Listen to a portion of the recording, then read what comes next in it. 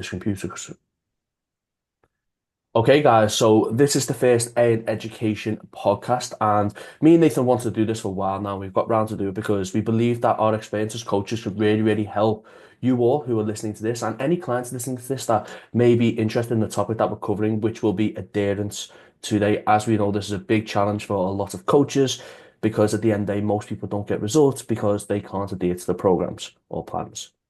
So we'll probably, we'll first go through our own adherence issues Hmm. because as coaches, we've all had adherence issues somewhat. And it's important, in my opinion, I reflect on a lot of things, and it's important to reflect on your own journey and kind of know where you went wrong because that makes you relatable to your audience as well. And then that allows you to become more human. Everyone's not perfect. And then people will buy into you more. Yeah, plain and simple. So, just a bit of a background about kind of my own adherence issues. Like, obviously, I don't know anyone who knows me who's listening to this knows that I probably always wanted to build muscle. I'm still on that journey today. Yeah, it's no different. I've just gone through different phases, like we all do, of like building muscle tissue, prepping for competitions, photo shoots, etc. And my own adherence issues, I wouldn't necessarily. It didn't come from training. I've always just like raw dogged, should we say, a training program where I've been on it for 12 months. Like, for example, training program on now, I've been on since last May. I don't care. I just train. If I'm progressing, I'm fine, etc. Mindset, I've always maybe we'll tie in mindset and nutrition, which is what the two adherence issues that I've had. But I've never been like a binge eater or I've never overate or gone off track or anything like that. It's more to do with when I've been eating a lot of food, I've consciously thought that I was sticking to my calories, but subconsciously I wasn't. Yeah. So I run into appetite issues where my appetite just drops because of my type 2 diabetes and a few other different things. And obviously habits get a little bit poorer the more we get through a gaining phase. Yeah. Whether we like it or not, habits do get a little bit poorer towards the back end. And my own adherence issue come from me, my ability to not talk to my coach, my ability to not admit that I'm not hitting my calories, my ability to just keep going, oh no, I'll just try again this next week. Yeah. So then my weight doesn't change. Coach thinks, oh, he's hitting calories, but he's metabolically adapted to them calories, so I'll push him up. That is a bad, bad, vicious circle to be in because your coach puts them up. You're already not hitting the calories before, and then you're never going to hit them calories, then, are you? And that was happening to me, causing more digestive issues because then I was trying to get a little bit more processed foods in. This was like earlier on this. This was like maybe 6, 7 years ago. And then that's kind of where my communication or lack of communication with my coach and lack of my own egos to a certain degree going, no, I can hit it this week.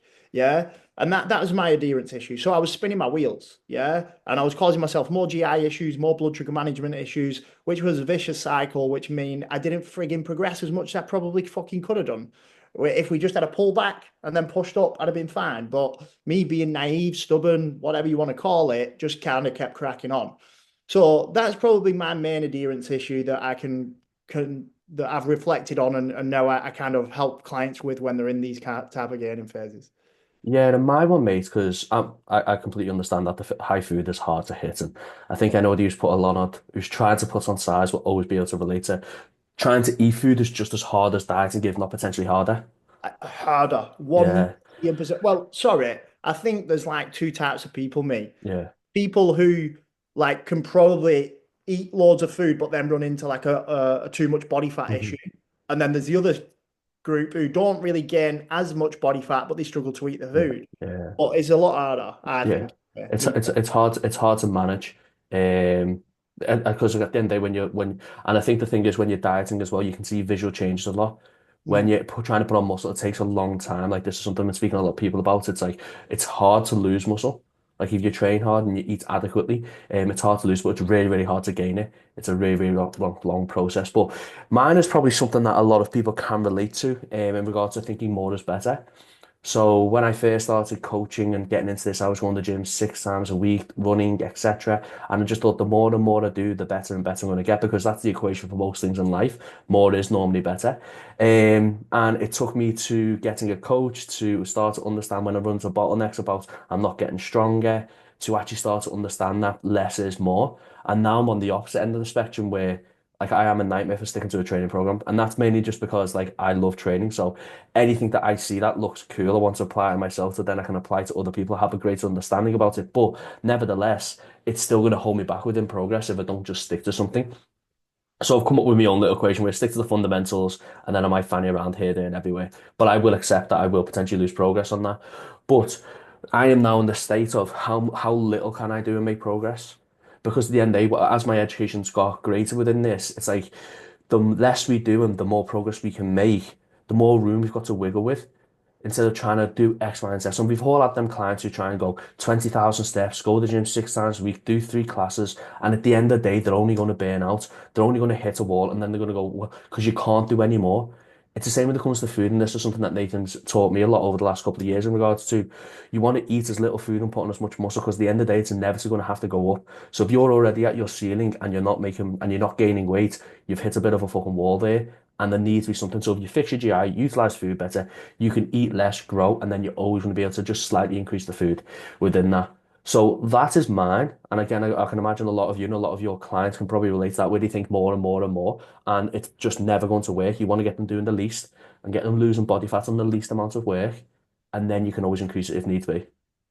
Yeah, 100%, mate. And I think that we as now mentors for our, we'll call them students, should we, Yeah, in the mentorship, we've obviously there's three main areas in there. So like adherence issues can either come from nutrition, training, or mindset. Yeah. So if we look at like the nutrition aspect and like the most common issue, right, is pretty simple and straightforward. It's that a client can't actually stick to the calories that you've set them. That's the most common issue that we've found. Yeah. Over this last probably 12 months of having an education, the clients are either, or coaches, sorry, are either pulling calories too low and then thinking that the client is sticking to the calories, so they pull them lower. So if you think about my adherence issue about going up, it's the same, but in the reverse effect. Yeah. Because that's the client's lack of ability to trust the coach to tell them that they can't stick to the calories, or that they actually don't know that they're not sticking to them. They're just picking bits here and there, and they think that they're being adherent. So it's either a subconscious or conscious thing. Yeah. So subconsciously they think that they are, but they're really not. Or consciously they know that they're not and they're lying to the coach. Yeah. So, but that's a trust issue. Yeah. And that's where, as a coach, in order to fix this, right, one, don't set your calories too low. Yeah. That's the first thing. Because we all know, say if I use this analogy a lot, don't I, Ali? If mm, you chuck me and Ali in a room, you lock the door, you feed us water for 7 days, we ain't coming out there the same way or heavier. No one is. Anyone who listens to this podcast, you are not fasting for 7 days on water and coming out heavier. Yeah. Or even the same weight. So the reason I always say that to my own clients and to people on in education is that if a client is in a deficit and you know they are from the calories you've set them, don't back down. It's an adherence issue from the client. Yeah. It's that they're not able to stick to the calories in some way. Maybe they don't know they're not sticking to them.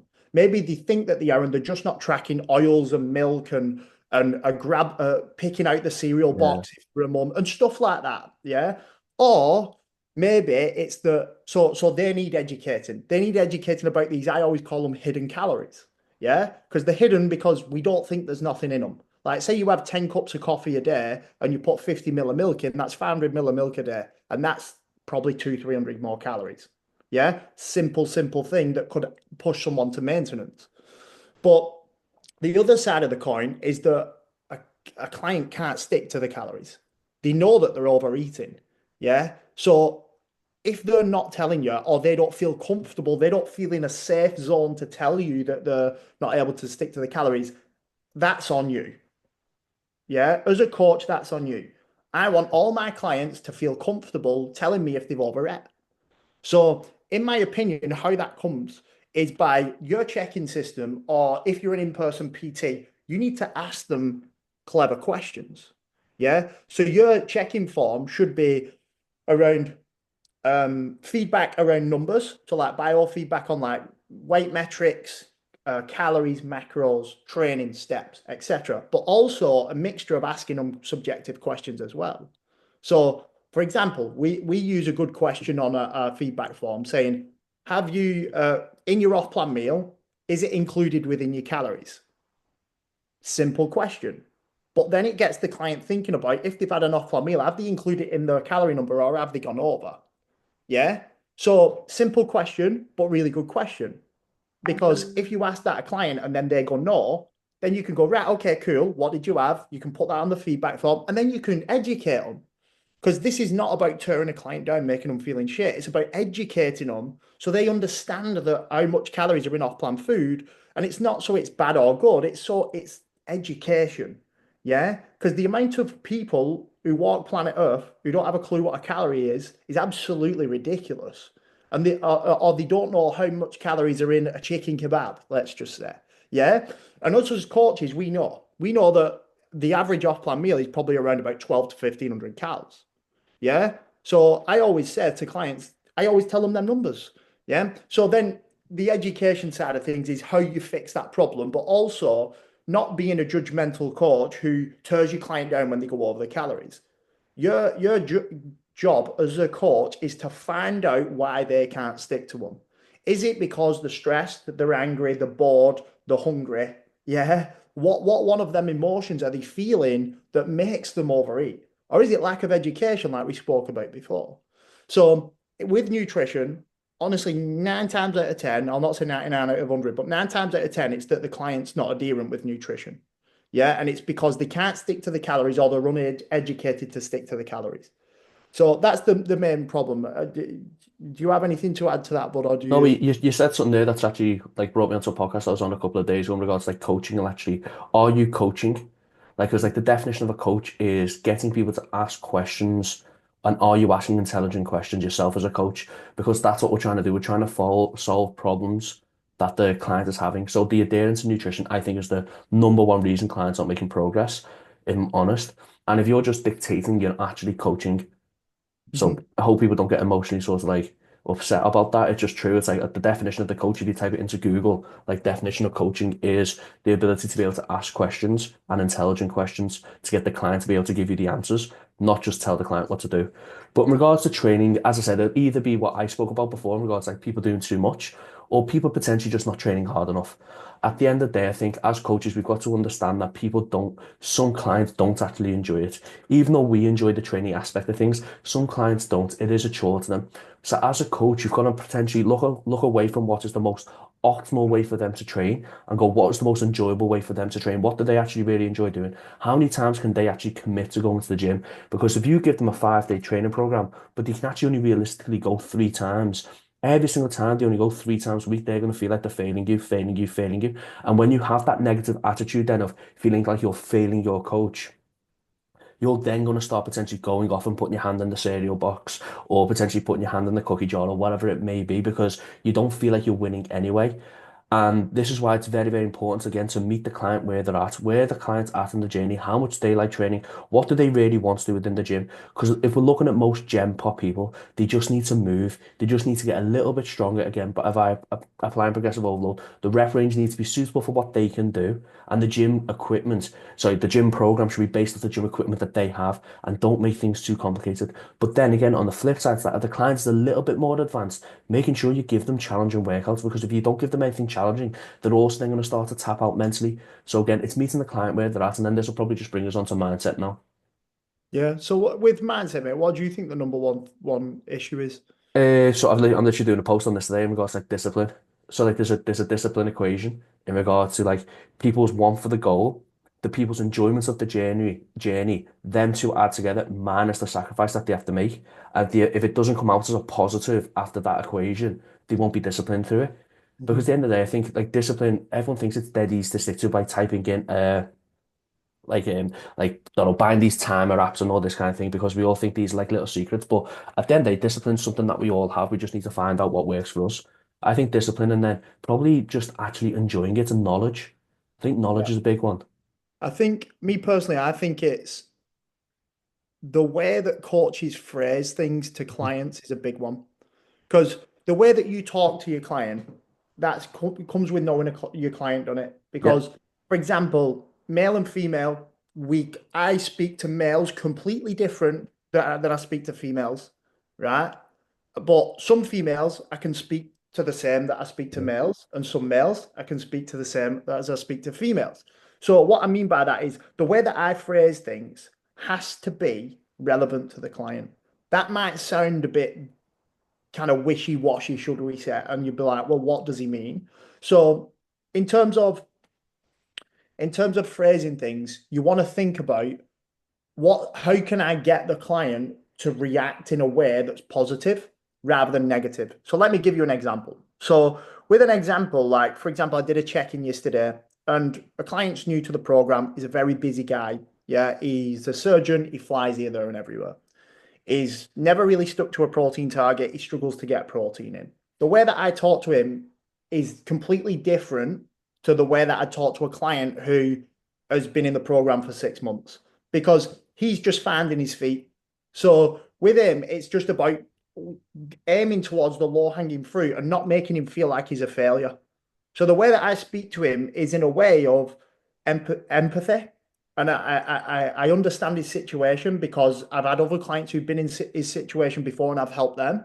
So it's basically about finding something that he can stick to that's probably subpar, yeah, but speaking to him in a way that you're not a failure just because you can't hit what I've advised you, yeah. You're still on this journey and you're 10 times better than you was 2 weeks ago. So it's speaking to him in a way that makes him feel like, well, he's still progressing because he is. So it is about phrasing things in a way and making sure your terminology is understandable for your client. So you don't really want to speak in like scientific terms and all crap like that. You really don't. You want to know the science, but you want to dumb it down so a client actually knows what a carb is and not calling it glucose, for example. Yeah. So I think in terms of mindset, in order to get a client in a good mindset, terminology and meeting them where they're currently at is probably a very important point that I think a lot of people struggle with because when we set a client up, sometimes people throw the kitchen sink at them. Yeah, and that's overwhelming. Yeah. And a hand held high, I've Yeah. done that in the past and I still do that from time to time now. Yeah. Because we want a client up here. I use this analogy where we want a client up here. If you can see the screen, if you can't see the screen, I'm pointing towards the ceiling, right? But sometimes a client can only meet us at the floor. Yeah. So we've got to try and meet them in the middle to then bring them up. Yeah. And that's the kind of mindset. Into the reason I link that to mindset is that if we don't meet a client where they're at, they'll leave the program. I think there's a good graph that like this explains this quite well. So in regards, like you've got optimal on your left, then you've got non-optimal on your right, and then somewhere in between that is the most effective result for that Yeah. client. Because again, as you said, like it depends on the person's lifestyle that they're living. Because I think a lot of coaches want them to live the same lifestyle that they live. And I'll put like bodybuilding coaches into this equation potentially a little bit more than lifestyle coaches in regard to like they want them to eat 6 times a day, they want them to make sure they have protein spread out even throughout the day perfectly. And it's like that's not realistic for the real world. And I think a lot of coaches need to potentially understand what the real world's like because unfortunately we don't live in the real world. Like Nathan and I probably both get up at a similar time, then we walk across the hall and go into our office. It's like we don't have to go downstairs and like sort of get ready for work and get in the car, sit in traffic, realize you run out of petrol. The manager's bollocking you. We don't have all that. So again, as coaches, we've got to realize the lifestyle that they live and then match it to that lifestyle. Because at the end of the day, there's loads of ways to get results. There's loads of ways, like loads of ways to train. There's loads of ways to apply nutrition and teach nutrition. There's loads of ways to actually get people to actually believe in the process. And as Nathan said right at the start as well, is trust is so important and they need to build trust with you because unfortunately now there is a lot of ways in which coaches are starting to getting clients and the client that you're talking to now might have had a coach previously and they didn't get the results and they didn't communicate with them properly. So they've already lost a little bit of trust within the process and we need to build that as much as possible. And in regards to like solutions to actually help clients with adherence, Nathan, I've come up with a few topic here. And one is, as we said before, like asking questions. Like ask the questions why the client can't stick to the program. Because that's important because they know.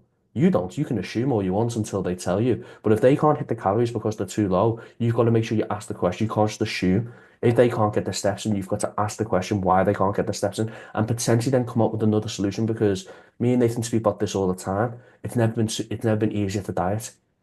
Like you've got rice cookers, air fryers, blinking microwave rice if needs be, even though that's probably not the best thing to do. You've got blinking food that you Low, throw a veg in the microwave. low calorie sauces, fucking Yeah, walking pads, so you don't have to yeah, go outside. All this type of stuff makes it so easy. It makes it easier or yeah. simpler. But that obviously, I always use this terminology that it's not easy. Yeah, No, it's no. simple, but it's not easy. Yeah, because again, terminology is very, very important when we're talking to clients. And like as Ali said, then we've got to find out the problem. Yeah, you've got to ask questions. We spoke about this just a little bit previously. You've got to ask more questions, but you've got to know the question to ask. Yeah, a good question is, what's going wrong right now? Yeah, in your opinion, what can you not stick to? Simple question. Good question, though, if somebody's not sticking to it. Yeah. Why? Because it's getting straight to the problem. Yeah. And always remember when you're trying to problem solve, you've got to think about what's the order of the foundation, I call it, that you want to solve. So the foundation I always say, and me and Ali say, sorry, is nutrition, training, movement, digestion, sleep, hydration. There's six of them, right?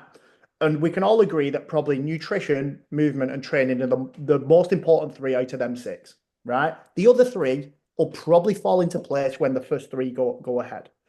But then if we break that down even further, it's like, well, nutrition's number one, movement's number two. I'd probably say training's number three. Wouldn't you agree, Ali?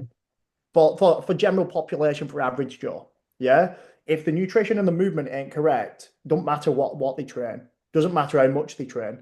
Yeah. So as a coach, we always want to get the first two solved first of all. Yeah. Because them are the low hanging fruit that you need to solve so the client progresses. Yeah. So I think with problem solving, and you break it down into them six topics, and then you break it down even further, that makes it easier as a coach rather than seeing a checking sheet in front of you going, oh my God, this client's not progressing. What the hell's going wrong?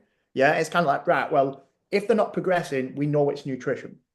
We know it's nutrition. Something's going wrong with it. Yeah. Something's going wrong with calories or whatever. Yeah. But it could be that the stress is causing them to pull off track. So they're highly stressed, so they're emotionally eating, just as a random example. So your job as a coach is to try and find that out. Yeah. Because a client might necessarily not tell you. A client sometimes goes, no, I'm not stressed. Yeah. But we know that there's fucking loads of stress these days. Yeah. So what I mean by loads of stress, I mean like loads of stressors.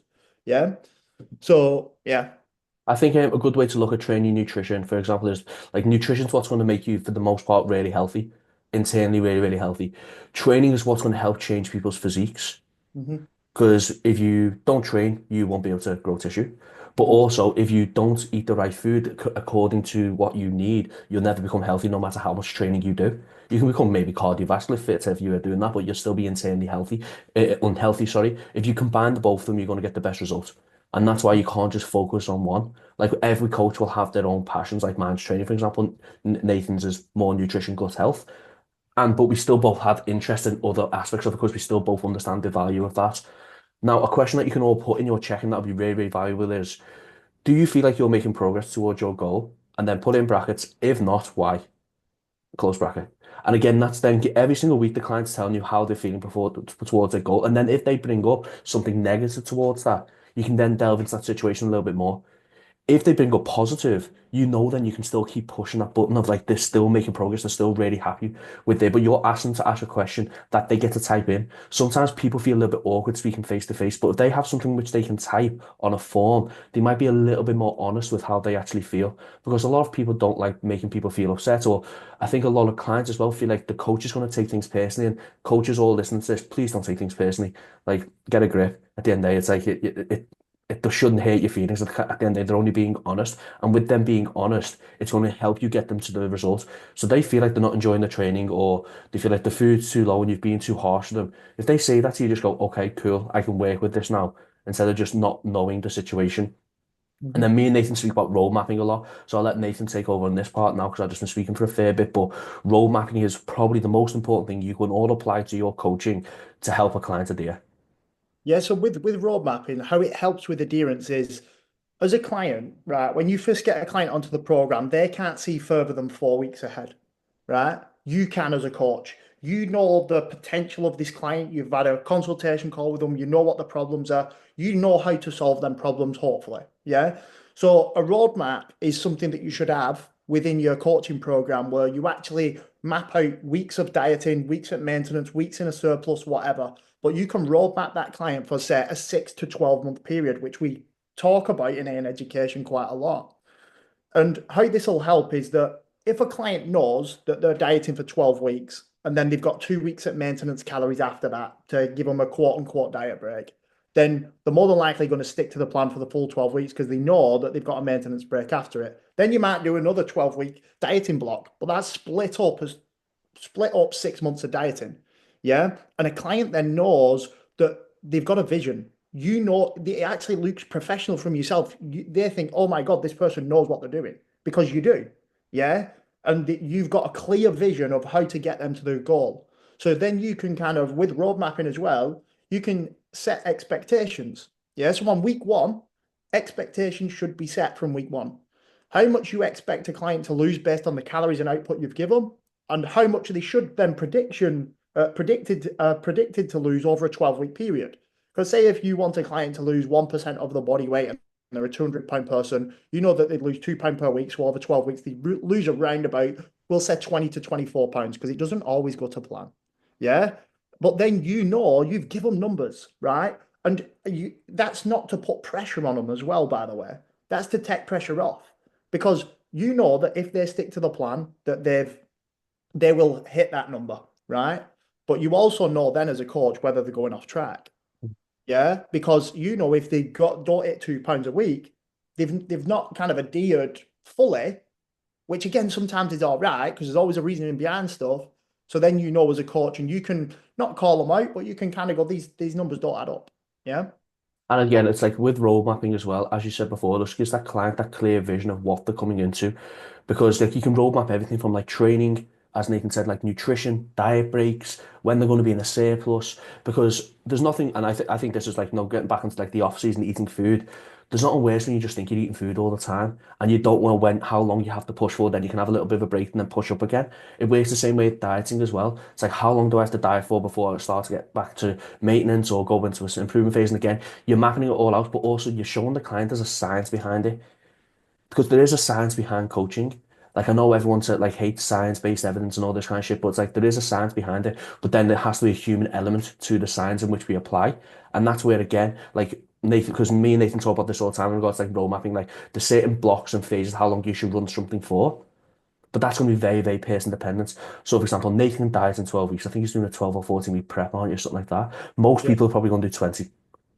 But Nathan knows, and because he's worked with coaches over and over again, he knows that he can get lean in 12 weeks, and pushing further than that past that point might actually not be beneficial.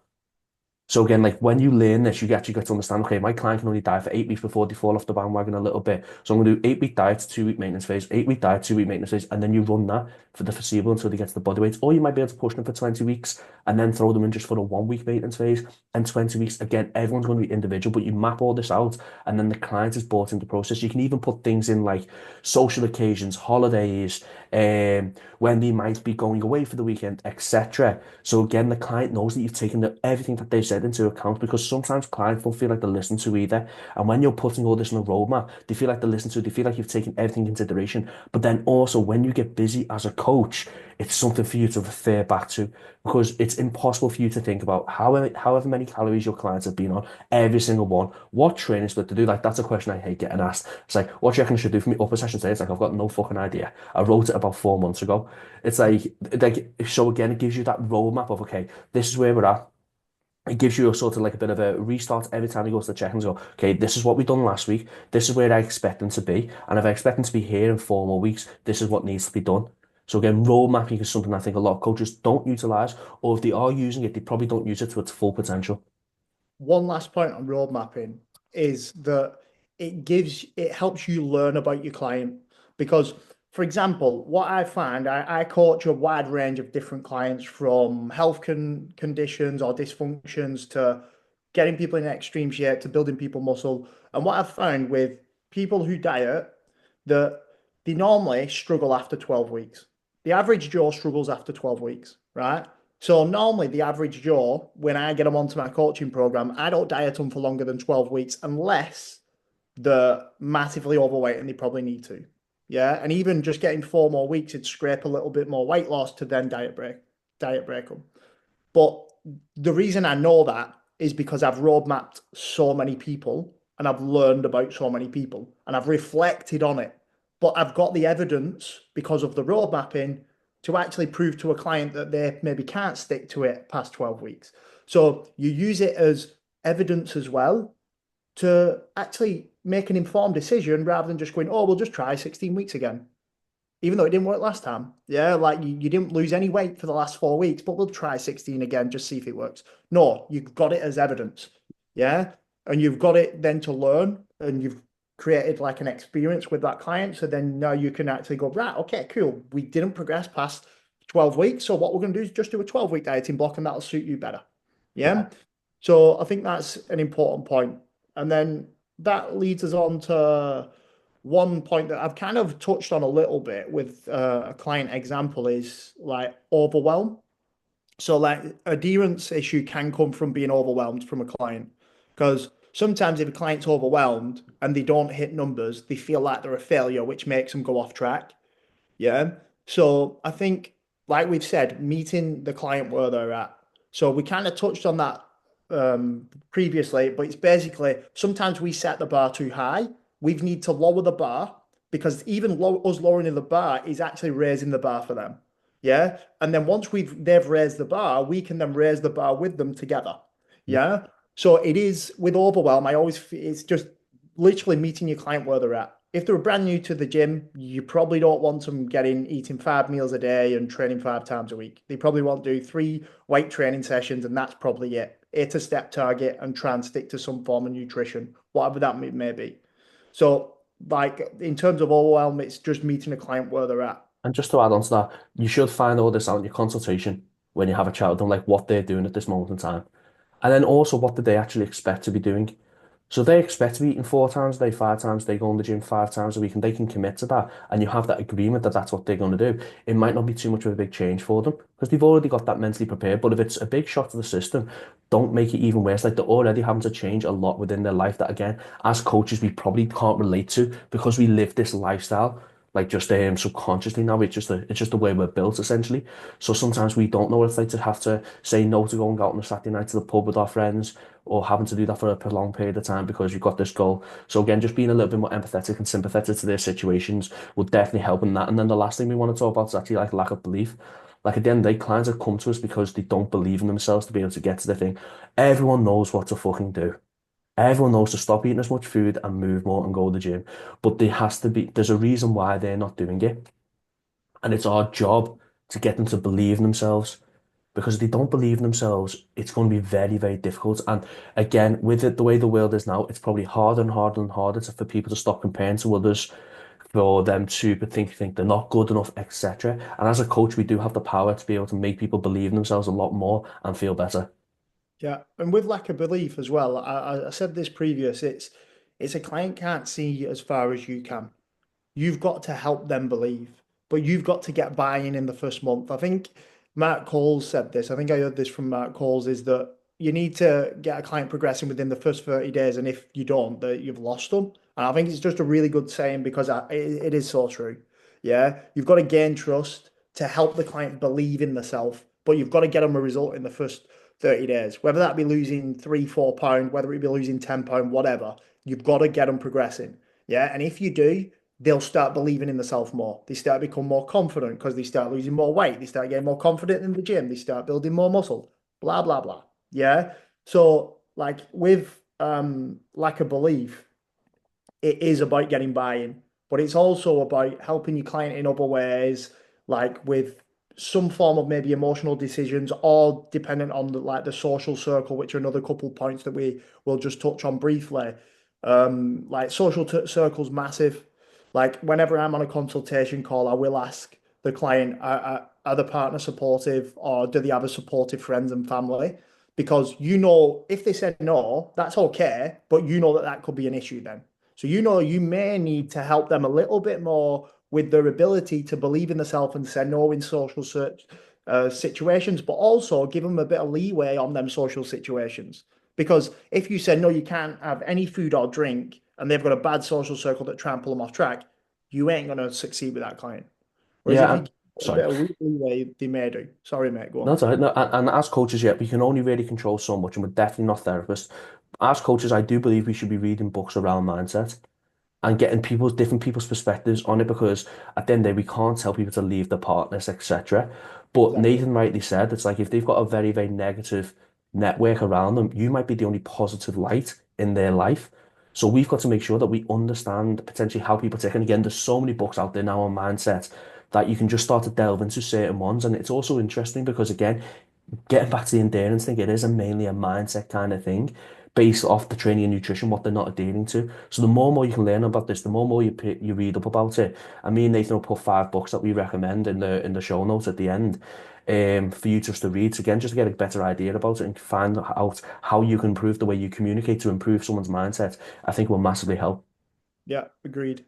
I think that's everything for this first podcast. So, if you don't follow us on Instagram, we're at AN Education 2023, but also mine and Ali's Instagram handles are mine's Nathan underscore transcend and Ali's yours is. Coach underscore Ali underscore Fraser, I think. Cool. So, if you want to drop us a follow, that'd be cool. We'll definitely follow you back. Let us know what you thought of this podcast in the comments, and we'll see you all next week. Goodbye, everyone.